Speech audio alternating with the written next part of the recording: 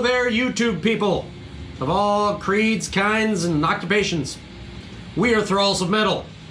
I'm Rin. I'm Necrotic Nick. And we're going to review an album. Shocking. Crazy. Spiritbox, Eternal Blue. Like your hair. That depends on which video you've seen, because they've definitely put out a fair amount. This also comes out on September 17th on Rise Records. This is the debut full-length from this band. They formed in 2016 in British Columbia, and this features singer Courtney LaPlante and Mike Stringer, a husband and wife couple that were formerly in the band I Wrestled a Bear Once, which I was never a fan of, not even once. Weirdest name. Yeah, it was the metalcore, like, Warped Tour thing. I don't know, there were a lot of weird names there. It's a hazy time. A lot of partial clips from poems that were like, yeah, that's our names. Like, really? That's like a sentence. Yeah. And style-wise, well, it's just kind of a hodgepodge, kind of a mix of a lot of different things. You definitely get, I would say, metalcore, groove metal, djent, and maybe some nu metal, I guess. There's a lot of stuff on here, and there's a lot to really absorb on here too, just because it kind of goes in a lot of different directions, and it's an interesting listen, to say the least. The opening track, Sunkiller, kind of opens up with very industrial leanings. In fact, there's a lot of industrial moments on here in terms of like atmosphere, drum loops, keyboards, loops and things. And it kind of takes a while to get going. In fact, you really don't hear the guitars come into the picture like full force until about a minute and a half into the song, which isn't even 3 minutes. But it kind of sets you up for some of what you're going to get, which is syncopated breakdowns, djenty, down-tuned guitars. I would say 7, maybe 8 strings on that thing. Probably 8. Yeah, it's a really low tone, and it also sets you up for the overall sound in terms of the production, which, if you're into very lush but kind of overproduced albums, this is another one of those. Yeah. This is pretty much a wash of lots of different effects, both vocally, guitar-wise. Again, industrial elements, keys, droning ambience in the background, almost at all times. Lots of interesting flip-flops between harsh vocals, syncopated djent rhythms, and then very soft, I guess kind of alternative-like passages. Yeah. There's at least 5 singles that they've released from this album previously. One of the singles that they released, Secret Garden, not the short story by Stephen King, Secret Garden, Secret Window, which inspired the movie by Johnny Depp. I don't know. But the whole song is super hooky. Like pop music hooky. Yeah. And then there's like this crazy animals as leaders, prog bass. Like kind of slap bass, but I think on the 8-string guitar. Yeah. Could be 9 now? I don't know. At 15, the chorus could be a hit in any genre. The heavy guitars don't have to be there. If you strip that back and put on a jangly, crappy acoustic, it could be a country song. If you threw in some weird, stupid hip-hop hi-hat tappies, Yeah. could be a, I don't know, Beyonce or something. There's quite a few songs in here where I say the heavier music in the background isn't really necessary. In fact, you know, it kind of makes it really like jarring in terms of like the contrast, because you have very pop-laden vocals and even vocal patterns. Yeah. And then you have like this heavier music behind it, which kind of feels like secondary, like it was added on there to make it fit in with like the more metal consumer base in terms of maybe where they're targeting it. Because I don't really know. Because some of these songs just seem, I don't know, like they were written as singles rather than making this an entire album. The song The Summit, very poppy, very kind of dreamy. The vocal cadence reminded me of Tracy Chapman. And I don't think I should draw comparisons to Tracy Chapman, even though I think she's a marvelous singer. Yes. But I don't know, like the rhythmic flow that she has on there, and then the robotic vocals makes it sound like a duet with Daft Punk. But it's a strange song, and then that one precedes Secret Garden. And those two songs feel like they could have been one longer song, which is kind of a thing on this, most of the songs are very short. Most of the songs stay in that 3.5 minute range. There's a couple over 4 minutes, but most of them are very short and very kind of boxed in and pretty much kind of in a formula. Like they kind of have a very set way in terms of like delivering the big hooks and such. But sometimes they do break out of that. The last track, which also has a video and it was a single, I got a Deftones White Pony kind of vibe with it. During the verse, the vocal pattern is very traditional pop music, kind of like Michael Jackson. Yes. But not the sultry Michael Jackson. Which I'm not angry about it, but It's odd. It's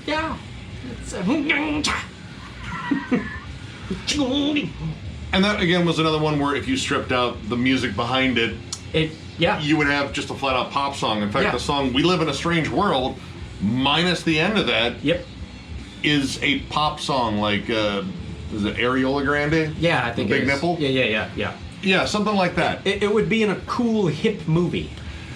Yeah. Or like a commercial selling you something really shiny and new. Yeah, you probably should get one. Yeah, 3 maybe. I don't know. They probably have a deal. And even the song Halcyon, again, another one that it feels like it's more vocally driven than it is musically driven. And you know, when it does get heavy, and it does get really heavy with songs like Silk and the Strings and Holy Roller. Holy Roller whoops ass. That's a whoop ass song. I'm not even necessarily big into this style of music, but that song just packs a punch. Yeah, and it does have the loops. It has the industrial elements, but it's not, I don't know, it works on that one. The formula is very simplified in there, and it just has this kind of cool bendy riff, and of course, you know, an ultra slow down-tempo breakdown, which there are breakdowns aplenty on here. Hurt You and Yellow Jacket and Halcyon all have giant breakdowns. But that one stands out a little bit more than the others, and that's kind of an issue on here in terms of like the riffing and also kind of with the production. Gen riffs are kind of hard to make stand out. You really got to do something kind of wild with them, because otherwise it's, you know, kind of all ones and zeros. That's pretty much it, yeah. And with the production being the way it is, it's so layered with all that ambience in the background. Her vocals are very forward in the mix, and you have all the drum loops and such. Sometimes it sounds like the guitars are just kind of way back in the mix, and they're kind of fighting to get to the front. And, you know, it's a pretty nice tone. It's pretty deep. It's very djenty, modern metalcore-ish. But I think it needs us a little bit more of a presence, because every now and then they throw in some really cool technical riffs, like, you know, Secret Garden. The song Silk and the Strings has some really cool technical play on there, if only for a little bit, because most of the time it's just hammering those big open chords. But that was kind of an issue I had on here. The second to last track, Circle With Me, also single, also video. Pretty cool video. The goddamn chorus is so goddamn catchy. It's in my head now. Yeah, no, it is. It's a good constructed song, but good lord, that chorus. It pretty much showcases everything that they do well. And I think just the way it's structured for, like, impact. It really builds towards this big chorus. This chorus is a stupid huge chorus. It even has a big, heavy, harsh vocal breakdown section, and then right back to that big hooky chorus. This is, I think, one of the best songs on here, and in terms of choruses, this is the one that she nails. Her vocals are really interesting on here. It kind of has a little bit of that ASMR kind of feel, where they're very breathy, kind of ethereal, and you know, there's some effects on it, but for the most part, she sounds like she's a really good singer. And she's more of an alto. She doesn't really go into head voice very often, if ever. It's mostly in the chest. She does belt out some notes, but again, it's in a lower register, but not a no. It's much prettier than that. Yes. And she does it very well. She dances in that range very nicely. Now, while I like her vocal delivery in here, and most of the time, like, the verses are constructed well, sometimes, again, that modern pop feel I'm not really big on, but I had an issue with sometimes she'll be doing a really good chorus. The music behind it just doesn't match up. Like, the riff accompanying this big chorus, especially on the title track, it just doesn't do anything for the song. Like, I guess it's maybe trying to rely more on the sort of ambience in there, but the riff kind of carries like an opposing melody or just a contrasting melody, and it doesn't let the hook kind of fully sink in. That was, yet another issue on here, and you're noticing I'm having some issues with this. And we were talking about this earlier, how this isn't necessarily for us. Like, we're not the target demographic here. Even though we kind of live in this little sweet spot in terms of where we got into metal. We got into stuff pre-new metal and new metal, and then we were adventurous enough to check out the stuff afterwards. So there wasn't like, we were only into new metal and fuck all that old shit, or we were only in the old shit and fuck all that new metal shit. It's just, well, we got into all of it. And this kind of has a lot from the new metal section and then on. Yeah. So some of this stuff isn't old enough for me to be nostalgic for, but it's old enough to be maybe a little on the stale side for me. Like, there are tons of djent bands out there and tons of metalcore bands out there that have the sound. In fact, we just went over Ginger not too long ago, and Vexed. Both bands very comparable to this. And then, we have bands like Tesseract, also comparable to this. But I think where they're different, other than the fact that they're from Man's Man, is maybe longer songs, a little bit more adventurous. This has, again, like, very small, like, doses in terms of songs. Like, they pretty much stick rigidly to a formula. They stay within a very limited time, I guess you could say. And honestly, as much as I didn't like I Wrestled a Bear Once, I will say at least they were musically more adventurous than this. This is more safe, like more mass consumer sort of sound, like, Rocklahoma and stuff like that. Yeah. And while I didn't necessarily hate anything on this, I definitely know a good chunk of this isn't my style. So as strong as the vocal melodies are, it does seem like that the metal part of it is sort of an afterthought. Meaning it doesn't have to be there, but it is, so they want it there. They're not pandering to just throwing heavy because the heavy people will like it, because we don't have much money. Yeah. So they enjoy heavy music, they obviously do. And maybe because of the success of such female-fronted bands of Ginger in this moment, Vexed, again, don't sound anything like them, but Arch Enemy. Those bands definitely paved the way for bands like this. And again, not our demographic. If we were 16 years old, this probably would be the shit. Yeah, if I had, like, not heard a ton of different djent bands or a ton of different new metal bands or, like, heavy alternative or, like, stuff like Linkin Park, yeah, I probably would have got into this more, but it does feel kind of recycled from that. And again, when I think about bands, I also think about live performances, and I wonder, like, when it comes down to the live performance of this, how much that laptop and programming stuff through the PA to get all the sound effects and everything, I don't know, I feel like that plays possibly too big of a part. But overall, I can't say I hated it. It's well executed for what it is. It's just something that I'm not into. So the score that I'm about to give is not indicative of saying the band is just trash. It's just preference. So I'm going to give it 2.5 stars.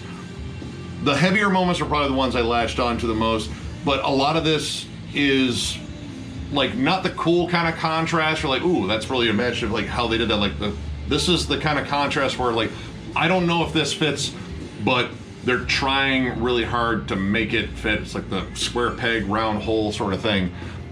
And it kind of misses the mark. When it hits the mark, though, it does really well. Like, Circle With Me, I think, is a great song. Constance, the last track, I think is a solid song.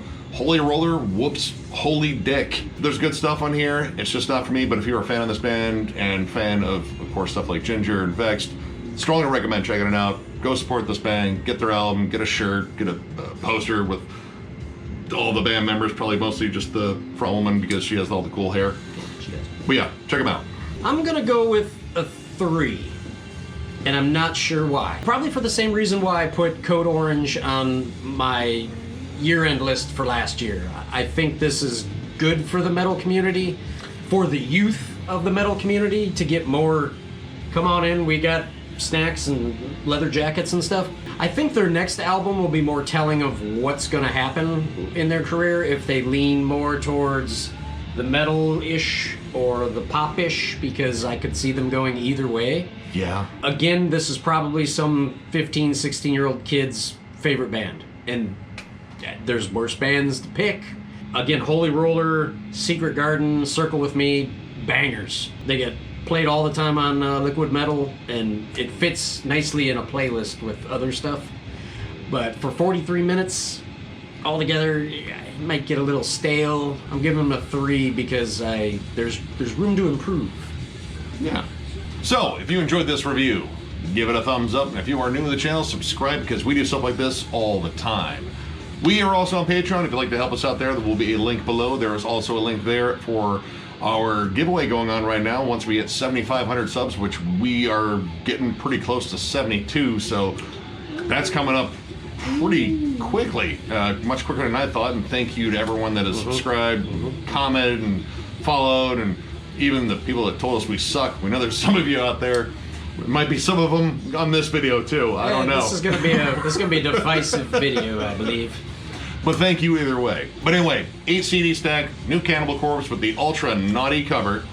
And all you have to do is comment on the video link below and you are in that giveaway. We also have some t-shirts left to sell. We are gonna eventually restock, but we still have some extra larges, I think some 2Xs, maybe a small in there.